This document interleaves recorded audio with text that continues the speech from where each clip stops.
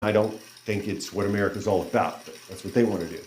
And then other people say that anybody that's not from here originally, even if they're naturalized, they need to leave. They need to go back to where they came from.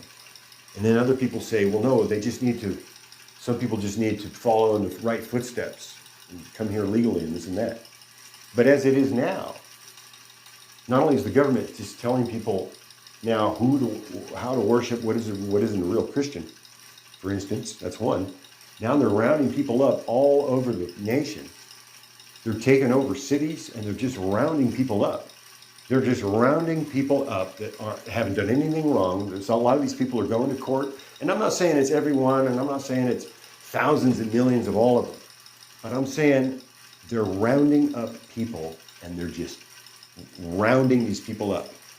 And there doesn't seem to be any accountability. The Congress, the Senate, the courts seem powerless to even address the situation. You have armed militia people roaming the country. Like, they look like armed thugs. I don't know what their actual job is, but they're dressed in this military gear, and the whole shot, man, including masks often. And they're just rounding people up. They're going into schools, they're going into courthouses, and then next we're talking about threatening to arrest governors and mayors. This isn't progress to me. This does not look like progress to me. This looks like going backwards to pre-Declaration of Independence even.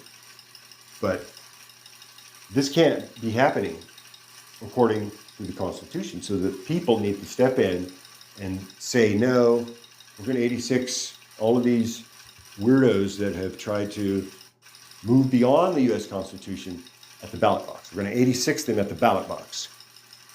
And that's what the people can do. The people can demonstrate peacefully. The people can assemble in peaceful assemblies. The people can and should assemble in large assemblies peacefully, even silently.